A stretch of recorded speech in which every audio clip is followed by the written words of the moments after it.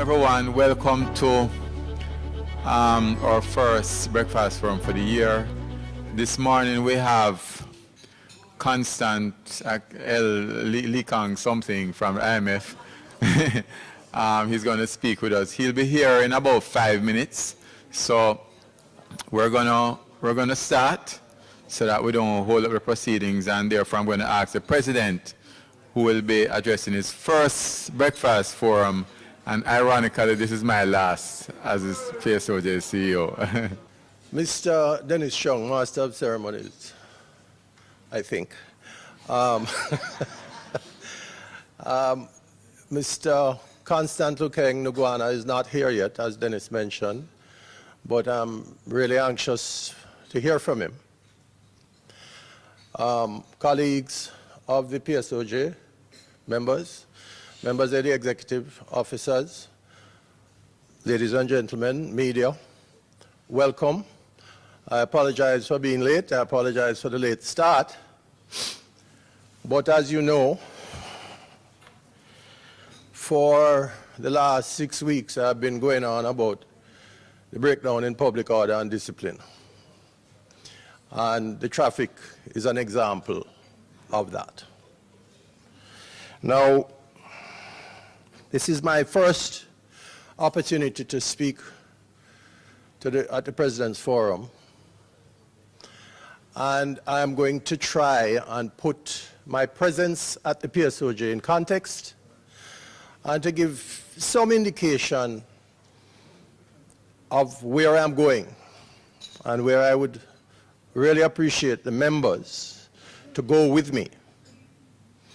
Over the last, perhaps, month, those of you who have been hearing the PSOJ's statements on the radio, reading them in the newspaper, will notice a concentration on security, on public order, and discipline. It wasn't intended that this would be the sole focus for such a long period. And it's not intended that our focus on this particular area be an attack on any particular governmental regime or any political party or any person or individual in any political party. As I will speak to later, the PSOJ has more of a function than just a lobby group for a particular part of the civil society, the private sector. We believe that there are intersections in the normal life of our society that we have to be concerned with, because not only do they affect us as citizens of this country, but they affect us in the carrying out and the performance of our businesses. So we will be speaking out on them. And I will put in context how we will speak out of them in a little bit.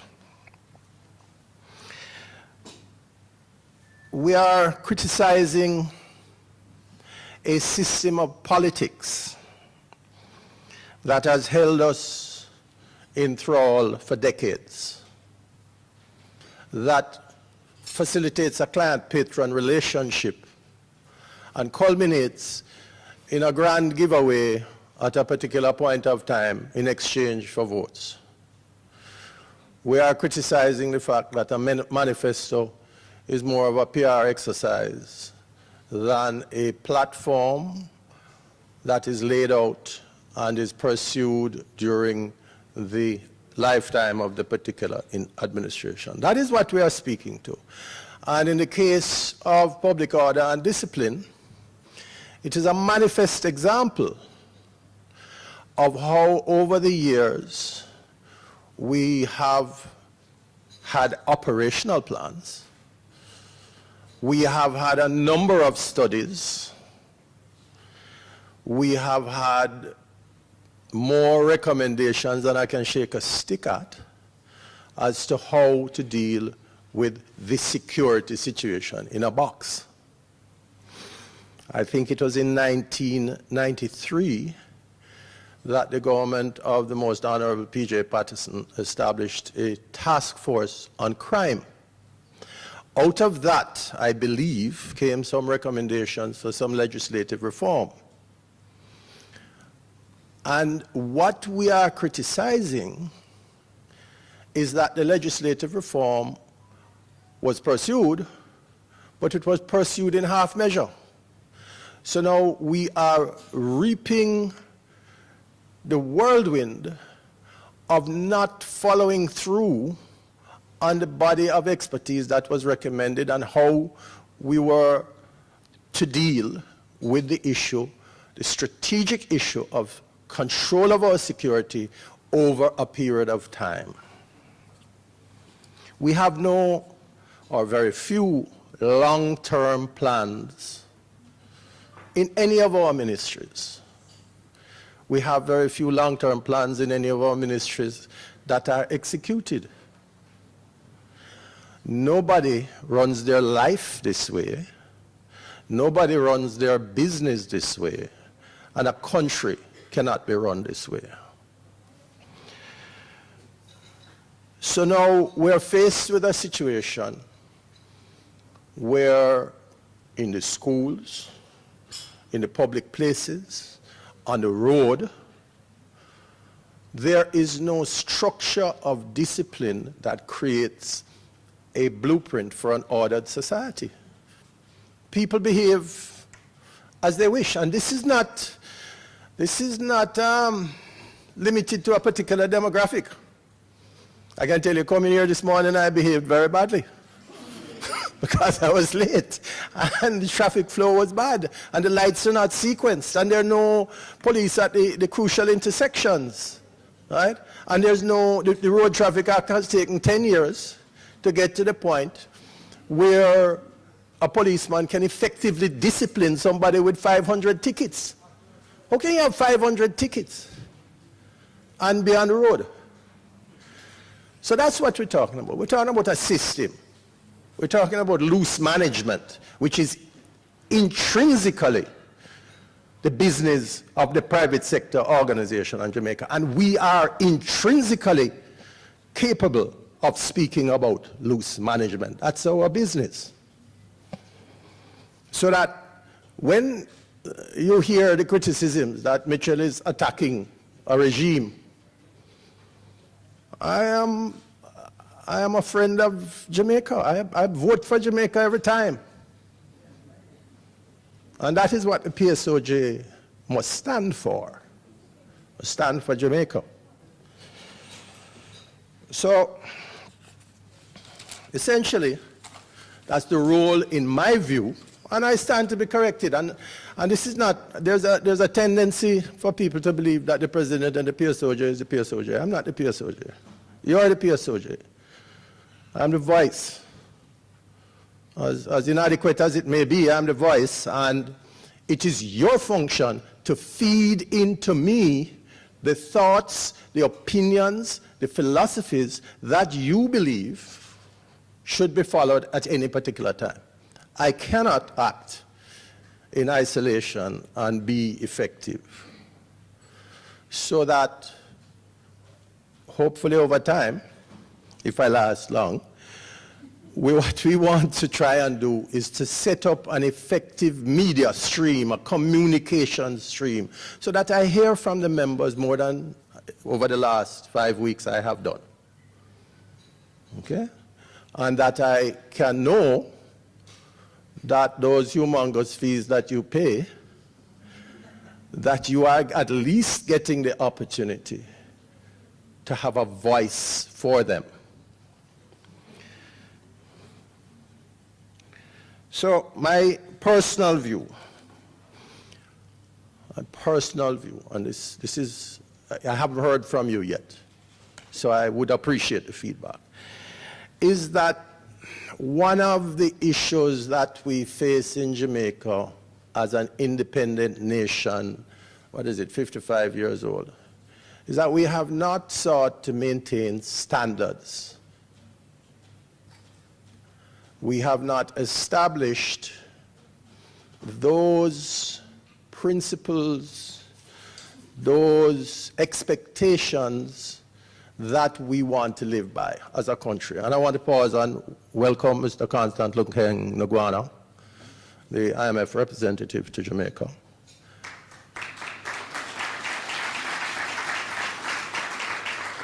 And ladies and gentlemen, he's not late. Okay? He's on time. He wasn't required for any function before now. And when I'm finished, you will see he's not late. He's here. Welcome, sir. My personal view is that we haven't established standards in this country. We haven't established standards of expectation for what we want our political appointees to do. We haven't established standards by which we live. Everybody has their own thing going on. And we haven't arrived at a consensus of how the society is to be shaped and driven. And why am I going off into these philosophical areas? Because it impacts on our daily life. Because we don't have those standards. Because we still can't make up our mind about what kind of hairstyle a child must have at school. I mean, you know, that is why we get to this pass that we are in. And it is time that we start, that we stop the entropy that has developed, the disorder of chaos. Stop, draw a line, and address long-term planning. The use of data in the evaluation and analysis of our context and our future. The rest of the world has gone to artificial intelligence. The world that we constantly claim that we are in, that we want to be a first world country, whatever that means, right? That world is gone to artificial intelligence, which requires expertise in the manipulation and collation and use of data sets. And we, not only the government, I challenge any of you in the private sector to get up and tell me with satisfaction that you are managing your data, that you know all of the circumstances, the statistical circumstances of your operation, and you are using them in the evaluation of your business and the strategic establishment of your business plan. I challenge you to do that. And that is why the universities, the 27 certified universities that we have in Jamaica, have, in my opinion, let us down. Because that is what we must be turning out people who are in charge of their information. All right, so I'm all over the place, and I want to come back to what we're talking about. But that is the context. The context is that we need to take charge of our situation, stop giving over the management of the country to the political directorate without insisting that we know the business plan. The analogy has always been that the minister is the chairman of the board, and for instance, in the case of the commissioner of police, he is the managing director, and the chairman must have the ability to get in touch with the MD's operational practices. With the greatest respect, I disagree. The chairman of the board must set and establish and approve policy, strategy, and he must leave the MD to do his work, and if he doesn't do it, there are steps to be taken. Unfortunately, in this context, the law regarding the steps to be taken is not fully developed. And that brings me to, I know you will sigh with relief, because being harangued on an early morning before your breakfast is difficult, but that brings me to my final point, which is that the PSOJ is organizing a summit on public order and crime slated for the 15th and 16th of February, bringing together the critical stakeholders who deal with that area in an attempt to identify the challenges that create or that prevent us from having an infrastructure framework to manage the operational side of crime, to identify the solutions to remove those challenges, and to identify the response, the areas, the people that are responsible for that, and set a plan going forward. We are currently doing the pre-conference or pre-summit consultations with the stakeholders, and there is a process after the summit that we always miss out on. You can't come to a decision and don't ensure that the decision is implemented. So we will be setting up a monitoring group, and it's not an original idea, the template is EPOC, that will, for over a period of time that crosses the electoral intersection, monitor the execution of this plan. And the critical stakeholders will be asked to sign a MOU to agree that this plan will be carried through, notwithstanding who wins the election. We want your support in that regard. We want your feedback, your critical feedback in that regard, because it is important that at this stage of our national life, we do not fool ourselves into believing that a state of emergency, specific or national, is going to solve the problem of crime. We will fool ourselves if we think we can continue to float along without strategic planning in every area of our economic life. So that is what I want to leave with you this morning. I want to thank you for listening to me and having the patience to listen to me. And I want your feedback going forward. Thank you very much. I found out that Frank James, who's here as an officer too, they voted to remove sick leave permanently from PSOJ. So, I have to be here. So in order to ensure I don't come up too often, I'm going to ask Ms. Rochelle Maz, Director, Delivery Service and Support, CNW Business, to come with a word, and then Mr. Andre Heslop to do the grace, and then we'll go straight into breakfast. Mr. Dennis Chung, Chief Executive Officer, PSOJ. Mr. Howard Mitchell, President, PSOJ. Dr. Constant Lonkeng Ngouana, IMF Resident Representative for Jamaica. PSOJ members and guests, good morning. I shall not be as fiery as Mr. Mitchell, but I will speak very calmly about service delivery with a little less passion and a lot of information, hopefully. Let's talk about service delivery. I am certain that each of us can remember an instance when we purchased a service which was not delivered on time or to our expectation. What did we do? We may not want to admit it, but I'm sure many of us ranted about the organization and even threatened to pull your business and move it to the competitor. In a nutshell, that is the difference that service delivery makes. When it is done right, it is noticed, but when it is wrong, it causes a negative impact on the customer relationship. Ladies and gentlemen, the benefits of good customer service delivery impacts business reputation, competitiveness, and opportunities for repeat business. So for me, it is the lifeblood of any industry. This is particularly true for the telecoms industry, where service delivery is the great differentiator. I can never tire of a conversation when customers tell me, you cannot replace my service manager. I can call him or her at 2 o'clock in the morning, and I'm guaranteed I will get a response, action, and follow through to resolution. This is the culture we have built at CNW Business. Our service delivery thrives on 3 key tenets. Let me take a few moments to share them with you. Service delivery is about understanding and exceeding customer expectations.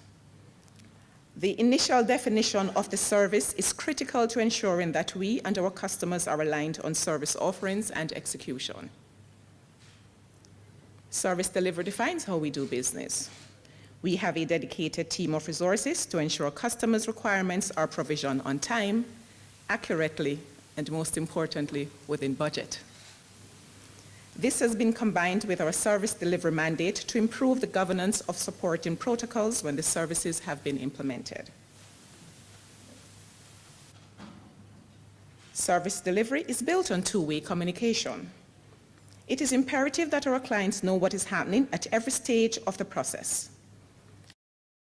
And service delivery teams work to ensure seamless executions in an efficient and cost-effective manner, minimizing duplications and wasted efforts. We at C&W Business pride ourselves in using the latest project management tools in the execution of service delivery, whilst ensuring our technical teams are certified in industry standard. Our customers are foremost in decisions made about company strategy and direction.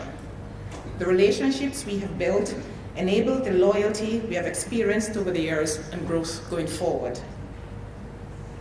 Take your business to the next level. Talk to us. We're Cleveland Wireless Business. I thank you.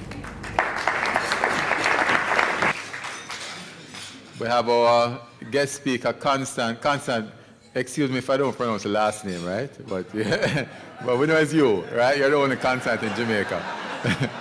Well, the IMF is the only constant thing, right? And our incoming CEO, Jennifer MacDonald.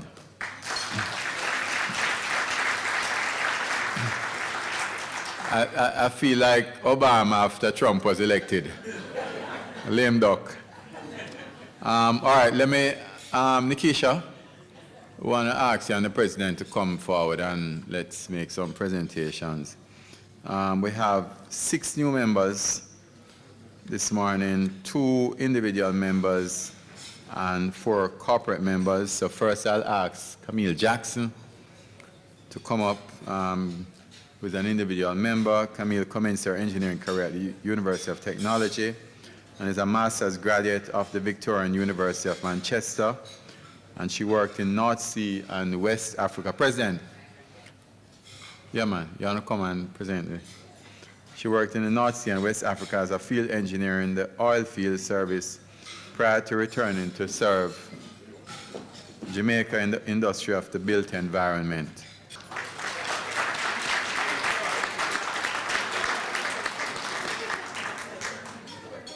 Thank you. Secondly, we have Sarika Sterling, a certified public accountant and member of the ICAJ.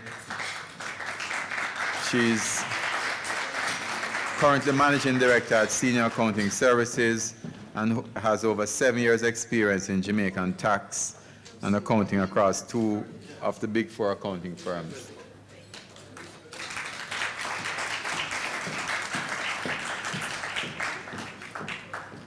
Next we have IGL Limited. Everyone knows IGL, right? The Blue Flame, right? Serving Jamaican market for over 50 years. The company is owned by the Ramot Group, a Caribbean entity with over 75 years experience in the petroleum, industrial, gases marketing business.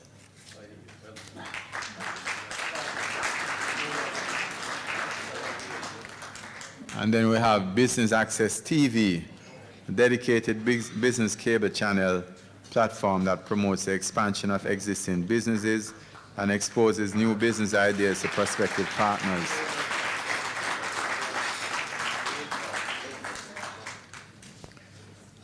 The third corporate is Blueprint Consulting, founded in 2008, a forward-thinking, creative and innovative full-service event production company that provides event management, decor, execution, rental, equipment rental, sponsorship management, etc.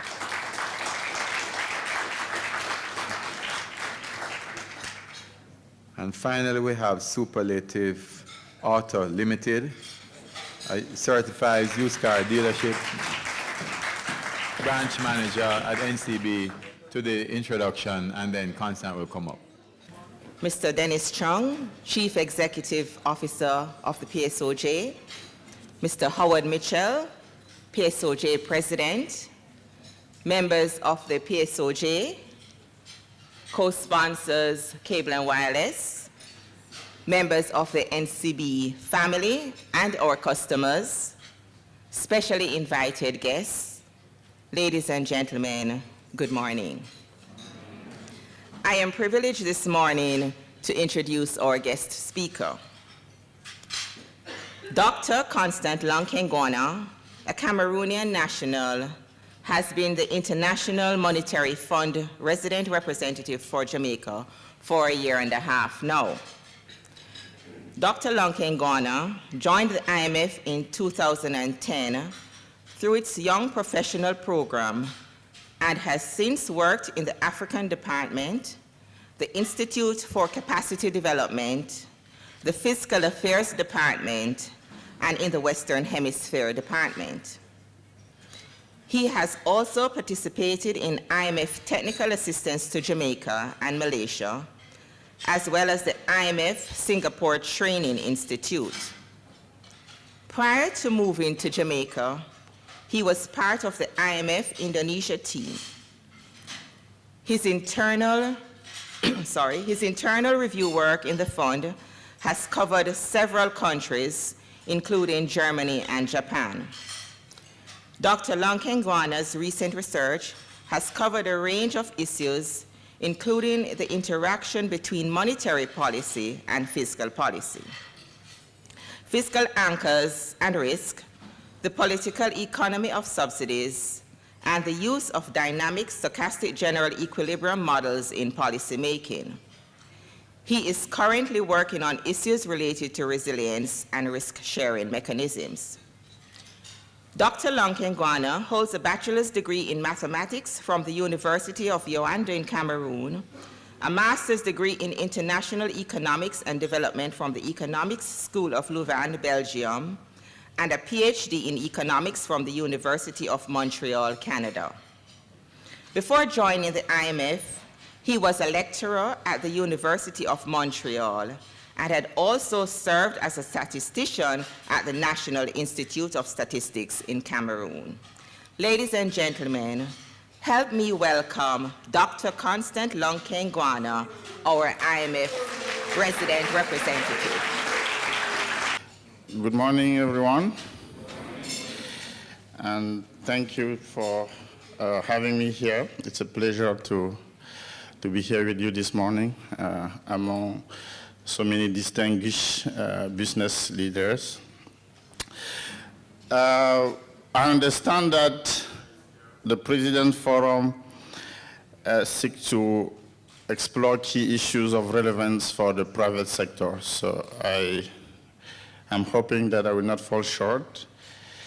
And over the next 20 minutes or so, I will try to provide you with my perspective of what has perhaps hindered growth in Jamaica, because when I had a chat with President Mitchell as to what could be a good use of your time, I know time is of essence for business people. He said he would like to have my perspective. You would probably welcome my perspective as to why Jamaica has not recorded high levels of economic growth. Well, I wish I had an answer to that. So what I will probably try to do, and what I could probably have more input, is to elaborate as to why Jamaica is delicately poised to growth at this juncture, and why it's still a puzzle that we have not seen growth in excess of 1% of GDP. In order not to disappoint President Mitchell too much, I will point to some elements that could probably explain the lackluster growth in Jamaica. I will not mention, I will not elaborate on crime because we all know that it's a single most important deterrent to growth to Jamaica.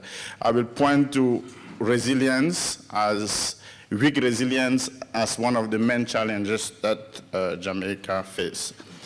And the IMF has recently published this book, which is entitled Unleashing Growth and Strengthening Resilience in the Caribbean.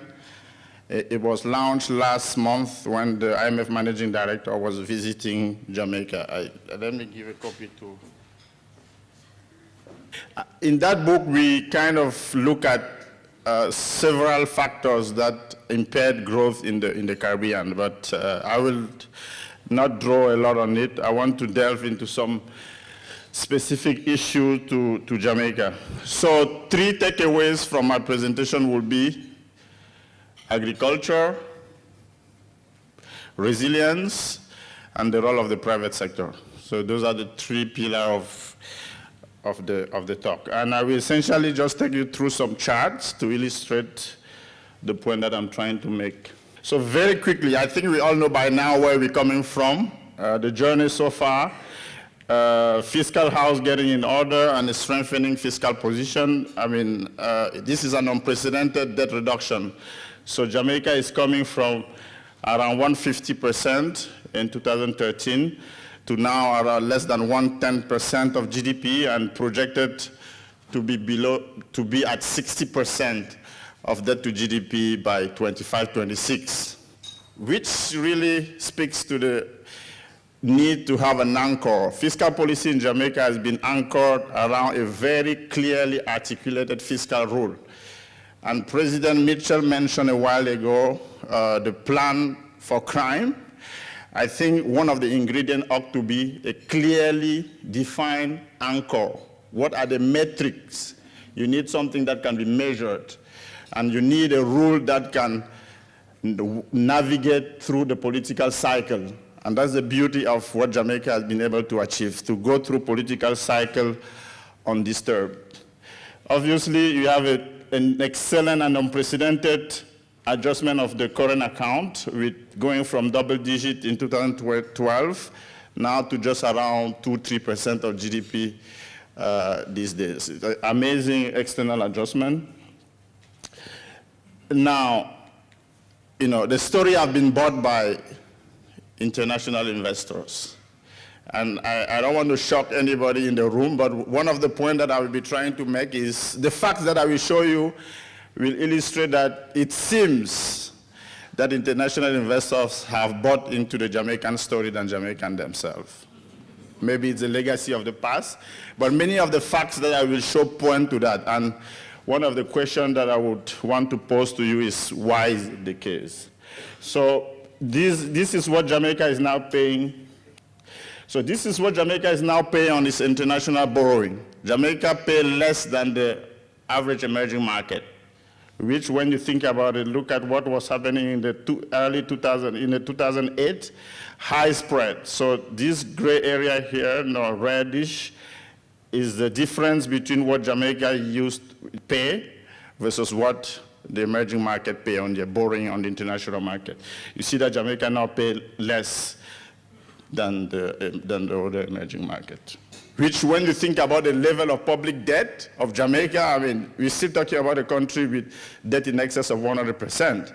But why would international investor lend to Jamaica at rate lower than some other country at 40-50% of GDP? So that's the whole beauty of credibility. You just make things happen by committing to something that people can track. So it's really exciting country. So now, these have come with very low and stable inflation. I'm sure you, as business people, when inflation is low or stable, let's say stable, you can plan easily, right? We have to, I had many chats with Dennis as the need to move away from focusing on exchange rate, because at the end of the day, what matters is ultimately the inflation rate, not so much what's happening to the exchange rate. Now, one of the beauty of what has been achieved, we can we can speak all day long about the low level of economic growth, but this chart shows you the predictability of growth.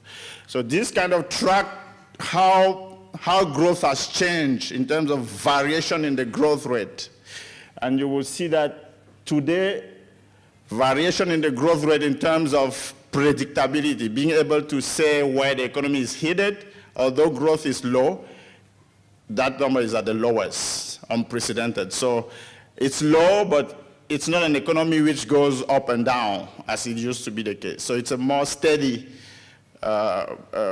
growth process. That's certainly one chart that speaks to the predictability of the Jamaican economy.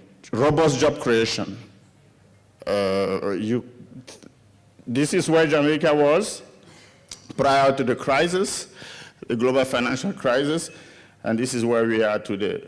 Job in excess of 1.2 million compared to here where it was just above 1,100,000 workers. And you will see that there was a sharp drop in jobs. So if you're looking at it from the lowest point of the crisis, it's really a consistent, very robust job creation, which add to the puzzle, right? So why would you have all this unprecedented job creation, yet you don't see it in the growth number? And I think it will have to do with productivity, and I have a chart which would speak to that. Now, although all these beautiful things have happened in terms of macroeconomic stability, the economy is still very vulnerable to shocks and weather-related shocks.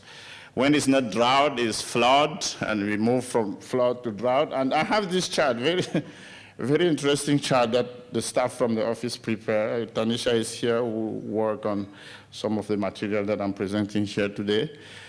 This is the output in agriculture, plot again rainfall.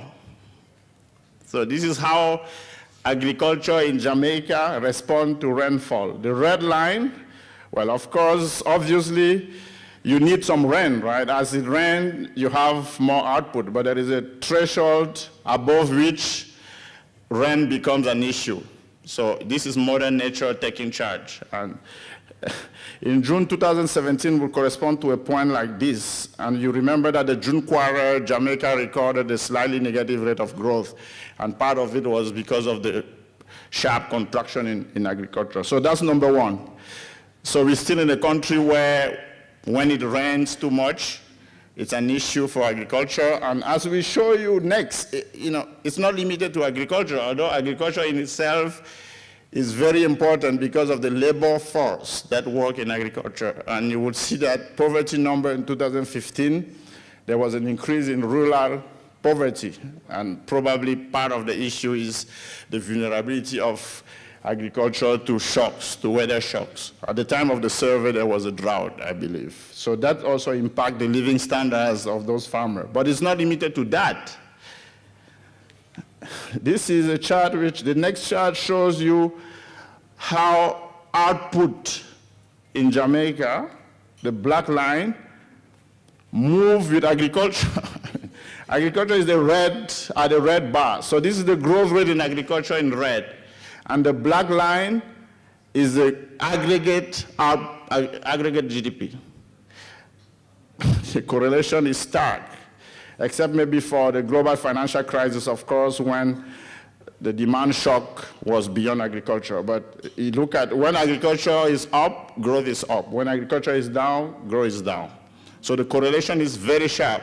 And I don't want that point to be taken lightly. Agriculture, Jamaica is still a country which depends heavily on agriculture, and agriculture does have an impact on the aggregate output. It's not I don't think it's a minor point. Even more striking, if you look at the decomposition of growth, what are the growth drivers? So, when Jamaica grow by 1%, what is the contribution of agriculture? Is it 0.5%? What is the contribution of manufacturing? It's all green. This is a contribution of agriculture to GDP growth. Look at this quarter. So whenever, the pickup in growth is driven by agriculture, this is almost 3/4 of growth, which quarter is March 2016. And you can look across the board. When agriculture collapsed, this is the June quarter where there was a contraction, was driven by agriculture. So the fact that this chart is mostly green tells you that agriculture does play a big role in GDP development in Jamaica. It's not a minor point.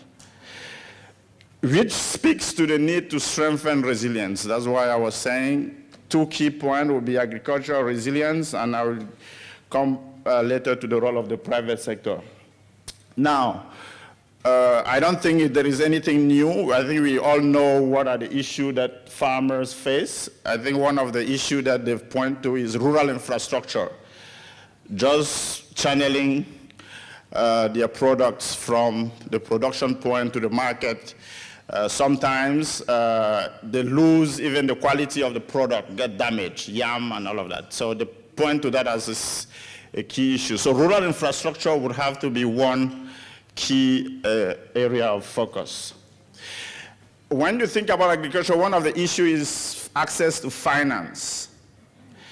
And one of the reasons why they don't have access to credit is the lack of collateral. And the lack of collateral is the fact that even the land, they don't have title to land. So accelerating land titling can go a long way in securing access to finance for the farmers. And I understand that the problem is even more acute for women farmers who, although they play a big role in farming, they don't necessarily have ownership in the land that they operate. So those are issues that could go a long way in strengthening the sector.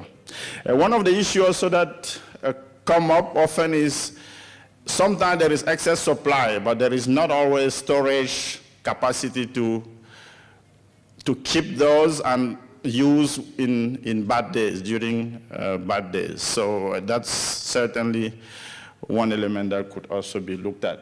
But that's only agriculture. But more generally, I think the problem of resilience in Jamaica doesn't apply only to agriculture. It does apply across the board. I think studies shows that the frequency of hurricane and natural disasters will increase with climate change. So in that context, each of the Caribbean economies certainly need to build to strengthen resilience to those shocks. And the way you would do that is what part of it Jamaica is already doing, is to continue to build policy buffers. Policy buffers, you can think of fiscal space on the budget side. As your debt goes down, it releases space for you to be able to deploy what is called counter-cyclical fiscal policy, because that's what fiscal policy is about. So you should be able to spend when the economy is slowing down, and you should be able to cut back on spending when the economy is booming. But I mean, in practice, we've seen that countries are very good at spending in good times, but cutting back it's not so easy. Which also point to the need to have a policy framework. It shouldn't be just navigating in the dark. Once you have a policy framework, which, as President mentioned in the case of crime, that can transcend political cycle, that is entrenched in the law, then everybody will abide by that. And it has to be communicated, and people need to know what is the anchor. Today we know that the anchor for fiscal policy is the debt target, which is legislated in the fiscal responsibility law. So you need that to be anchored, policy framework to be anchored. You need monetary policy to be anchored, in the case of the Bank of Jamaica, anchored around inflation.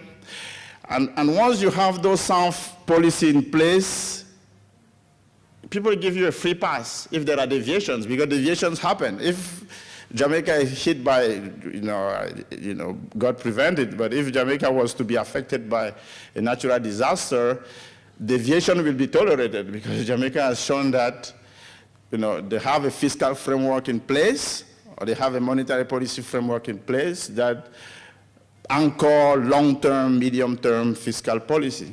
the same would apply to crime.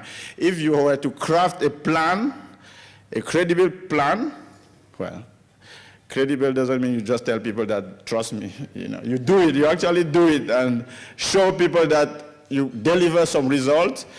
And then some deviation, I mean, there might be deviation due to economic cycle where crime may go up a little bit, but people know the directional shift that you on. So it's important to have those anchor, and it has to be clearly defined. It has to be something that data can be used to track. It has to be something over which there is oversight. It has to be something that is owned. And those are all the elements that have helped Jamaica made progress on the fiscal and monetary side. So you have all those elements embedded in the fiscal and monetary side. Unfortunately, the IMF is not expert in crime, but at least the framework, there are some elements of the framework which could be exported to that crime area. And I know there was some discussion in some quarters along those lines. Of course, in the short term, the budget can provide some room in case there is a shock that could quickly be used. And I know the government of Jamaica has been carving out those contingency measures in the budget, just money put aside in case there is an event, an unfortunate event that unfolds. Of course, infrastructure has to be robust to be able to mitigate those shocks when they arise. And one of the elements that is not very much developed as yet, and the managing director, when she was there here in November, she pledged to convene a conference where different stakeholders in the private sector, insurance, international insurance company, and government officials and other development partners will come together and explore options for insurance mechanism, for insurance against resilience, to how to adopt ex ante and ex post management of natural disasters. So resilience is certainly key in the Jamaican economy. Now, there are other pillars. So I mentioned resilience, I mentioned agriculture, but the government reform program went beyond that, and I'm glad to see that the private sector is taking a bigger role in crafting a crime plan, which we know is the big elephant in the room, and that has to be tackled.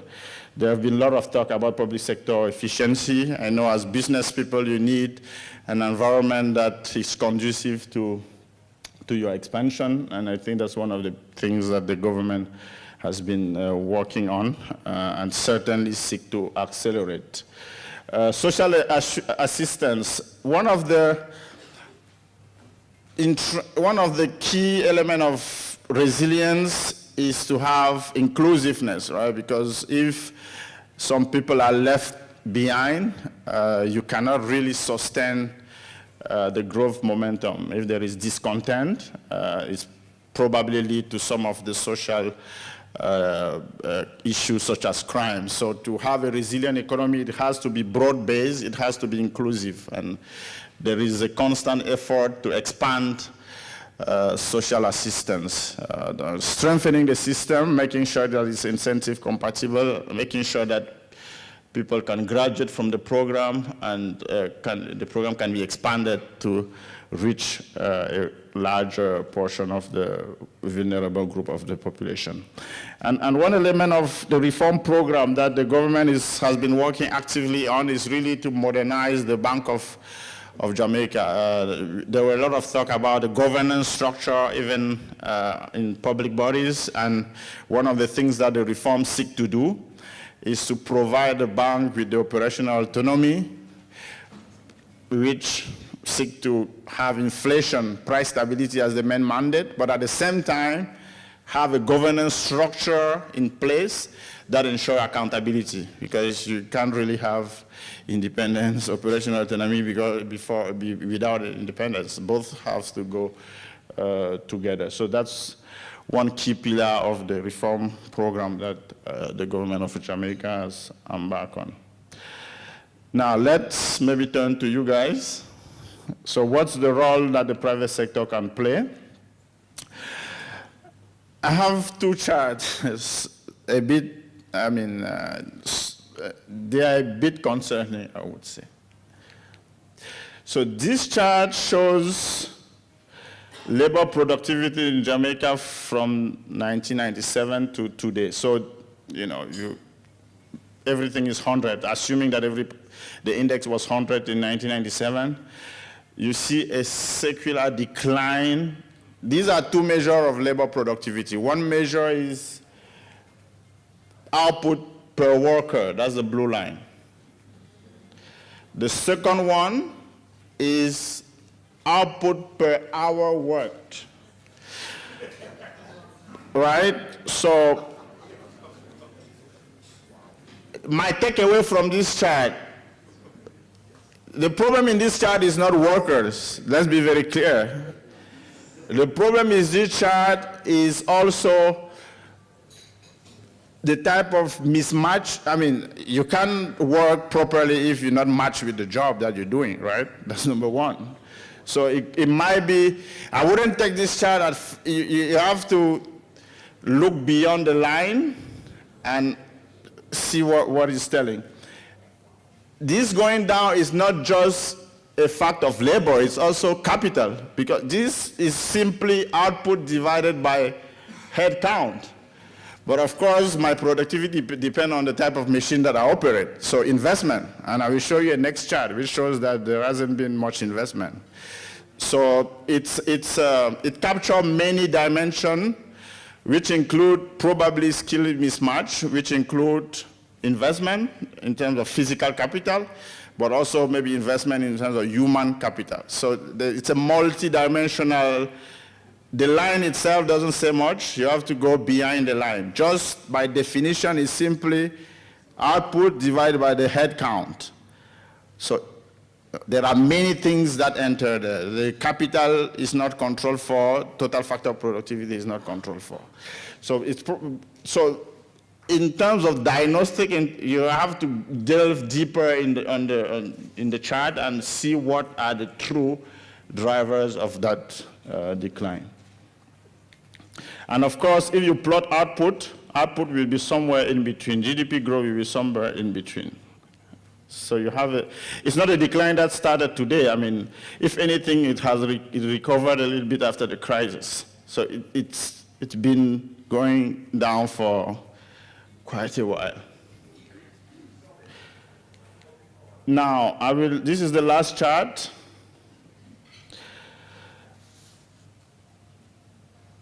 This is just another decomposition of growth in terms of what are the drivers, what are the components of growth. Now, in 2011, growth was driven, and there was a highly positive growth, about 3%. It was driven mainly by consumption, final consumption. The year after, consumption collapsed, and subsequently growth was driven by capital formation, so investment. But what happened in 2015, I leave it to you, I don't know. I came across these facts when the charts were prepared yesterday. But you would see that capital formation is down, final consumption is down, and the driver of the limited growth that we've seen, or the no growth, has been net export. So net export, and if you decompose further, is both export and import being less. So typically GDP would be consumption, the blue, investment, which is the gray, and net export, which corroborate a little bit with my story about international investors and private, domestic, and international. So growth is essentially driven by net export. And in net export, you will have tourism and all those other elements. Not so much, we haven't seen much of final consumption, we haven't seen much of capital accumulation over the past 2 years. So the data because the expenditure composition of GDP is a bit overwhelming, so the data is up to 2016. I don't know what is the picture, what was the picture like in 2017, but the bottom line is that consumption and investment have not supported growth. That's essentially, so maybe just to summarize, I think answering the question that President Mitchell posed to me, I would say that growth has not been higher due to obviously some of the structural, long-standing structural issues, but more immediately resilience, weak resilience to weather-related shock, that's number one. And number two, despite the type of confidence and the type of macroeconomic stability that we've seen, consumption and private investment has not quite picked up yet. So I pose this to you, why is this the case? And survey point to a different picture, right? When you look at business survey, there is a lot of optimism and there is a willing to expand. I understand reading some of the results that the cost of capital is still too high, but is it the only story? So I'll leave it to you.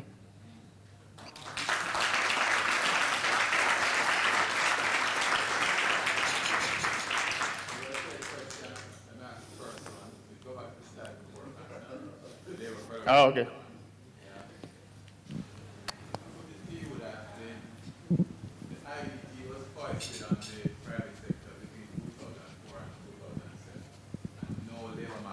Has been done as has been mandated by the IMF, and I think that's a significant problem. That Labor market reform, yes. And IDT. Yes, 2004 to 2007. Now I'm saying the IDT was foisted on the private sector between 2004 and 2007 when we started to see the real decline in labor productivity, and the labor market reform, which IMF has in the program, has not been done yet. And that, you said, is the main driver for GDP lackluster performance.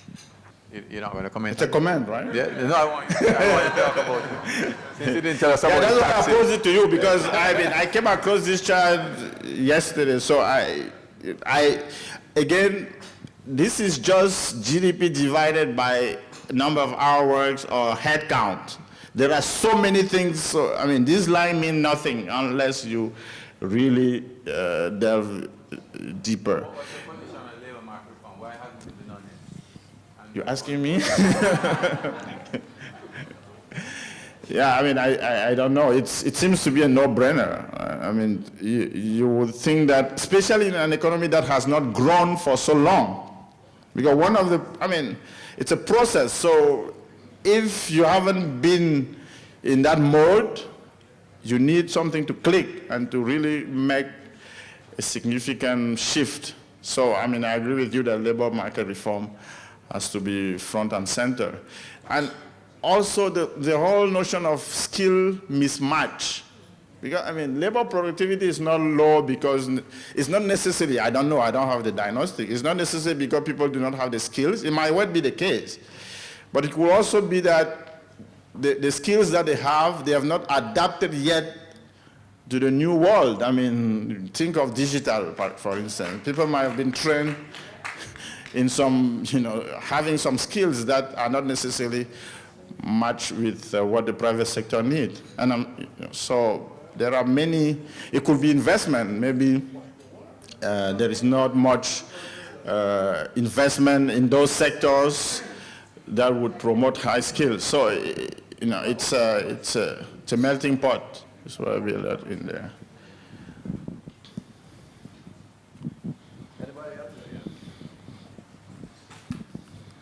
So mine is not a question, but more so a comment. I found the presentation quite stimulating. There are 2 points in particular that I wanted to comment on. And the first has to do with the whole matter of the correlation between agricultural output and the GDP growth. And so my question, well, I said I wasn't going to ask a question, but I'll ask it anyway. So my question is, has this been presented to the policymakers? Because clearly, if there's such a strong correlation, one would want to see the policy framework in place to ensure that we make the changes that are required to get agriculture going. So maybe you don't have to answer it, but I would hope that this information is being presented at the level where it can have some meaningful impact. And secondly, as it relates to labor productivity, I believe that there is a mismatch in the output of our universities and what it is that is required in the private sector. And perhaps this is something that our president can focus on. All right. So, I mean, on the agriculture, another point that I wanted to make is you saw the other chart which shows that net export is the main driver of, has been the main driver of growth over the past few years. Part of it is tourism. And there is so little, I mean, it's been said multiple times, there is so little linkages between tourism and the rest of the economy, and agriculture in particular. So if you have a more resilient, because one of the issues that the sector point to, industry, service industry point to, is the lack of consistency in the supply of agriculture. Well, if you have a more resilient sector that can resist weather shocks, obviously you will go a long way in solving at least part of that issue. So it would expand beyond the narrow agriculture, although employment in agriculture is very large, so it's a very important sector, but it will expand well beyond the farmers. It will be for the greater good. Do we have any sense of what the economic growth rate might be looking like if we were to correctly factor the informal sector? That's a question rather than a comment. Yeah, maybe I have my colleague IFC on the table, so we can pass the microphone to her. Well, we know the informal sector is very large, and I think the government has been making incremental steps to try to bring people in the formal economy. One of them was the employment tax credit, I think in 2015 or 14, which, when you think about it, if I get an employment tax credit, I'm more incentivized to hire people, not in the dark, but the daylight. So I'm more likely to move to the formal sector. That was one. Number two, there are a lot of arguments for or against moving from direct to indirect tax, but one of the things that it does is to incentivize people to move to the formal sector, because you're not taxing my income, so I'm likely to move to the formal sector. And I think coming from a developing country also, we have to be very careful how we think about informal sector, informal economy. I mean, some of these people are just trying to, move to survive the next day. So it has to be a strategy that is incentive-based, that push people to self-select. It cannot be an army type of policy. It has to be, I want to draw attention on that. Because I have the experience of the informal economy. Some of them cannot really be formalized, even just because of the nature of the business or the nature of the size, or the size of the business. I wouldn't be able to put a number as to how tackling the informal economy would contribute to growth, but that would definitely contribute to having a more predictable economy, because one of the reasons why you can't really say where the economy is headed is that you have a part of the economy that you have very little control or predictability over. And it also does contribute to productivity, because the informal settlement, the informal economy does not have access to some of the infrastructure that actually contribute to higher productivity. So the impact will likely be large, but unfortunately cannot put a number on it. It will require more than standing here for 20 minutes. And Thank you. Good morning. Question, you didn't really delve much on the issue of the foreign exchange rate. And traditionally, the IMF has had a fiscal policy that encouraged the devaluation of the local currency. I wanted to ask you, in light of the current development of the revaluation or the stability of the Jamaican dollar, if you had any comments from the IMF perspective. Yeah, I like the notion, the notion of stability. So when it appreciates, it's stable, right? You know, there is a lot of reference about stability. So when it appreciates, I think it's well. How many minutes do I have for this? Because this is a full thesis. How many minutes do I have? I mean, this could drag for 10 minutes. But I mean, just more. Okay, so maybe starting with what you claim to be an IMF advocacy, it's based on the fact that Jamaica is a small, open economy competing with other economies. You can think of a tourist in Prague wanting to visit an island. Believe me, those people sitting there, for them, a beach is just a beach, and you know they want to go to the beach. They can barely distinguish Punta Cana or Chorio. For them, they see the advertisement. So what matters for them is how much the trip is going to cost them. Well, Jamaica has a strong brand, Usain Bolt, and sure, so it helped. But one key element that they will look at is how much it's going to cost in my currency, because the guy is earning in euro. I mean, he's not earning in Jamaican dollar. So the exchange rate, how much the cost of the Jamaican dollar has to be part of the equation for him, because he will have to spend in Jamaica in Jamaican dollar. Now, that's only part of it.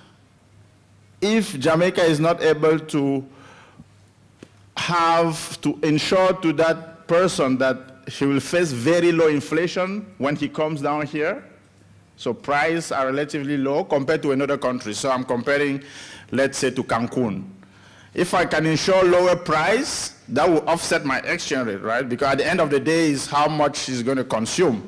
So unless you're able to have a very low inflation rate, you will have to let your exchange rate play part of the role, part of the adjustment. So that's the bottom line. So if you're running inflation higher than your trade partners, your exchange rate have to offset the differential. So if you're looking at the long term, the US is running inflation at 2%, if Jamaica is running inflation 4-6%, there has to be in the long term. That's why in the short term, what matters is to have an exchange rate that is market determined, because you wouldn't know, although you know that ultimately your inflation differential is going to close the gap. In the very short term, you have to put in place, and this is what the Bank of Jamaica has been doing, a market-determined system which tells you where the exchange rate goes depending on how much supply and demand of US dollar are out there.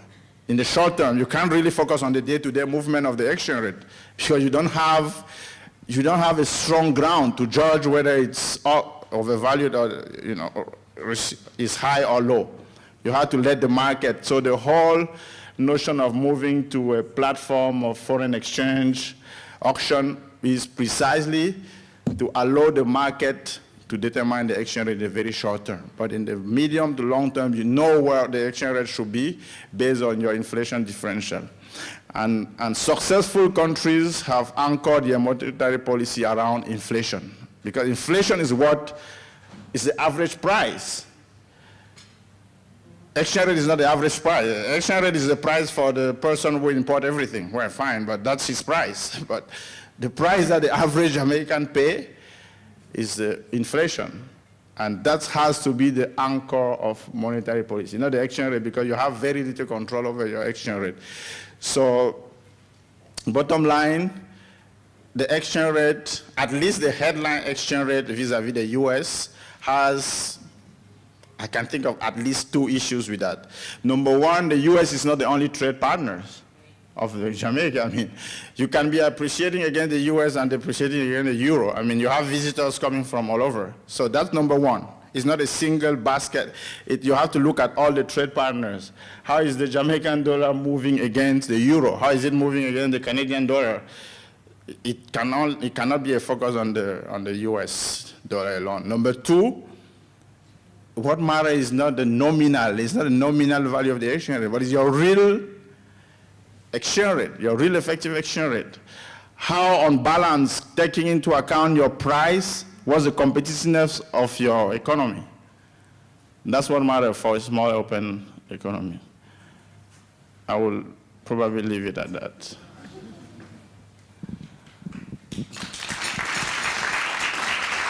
All right, thanks a lot, Constant. The problem with the exchange rate is that even though the politicians say that we must focus on inflation, as soon as I go on the platform, the political platform, they talk about the exchange rate. This will be the last time you see me. You're going to see a better looking person here. So, you know, it's not the president who is going to be here, right? It's going to be Jennifer who's going to be here next time. So I want to... Personally, I want to thank everyone for the support that you have given to me and ask that you give the same support to Jennifer when she's here. On the 28th of February, we have our second social media business conference. It was very popular last year. We expect it to be much bigger this year.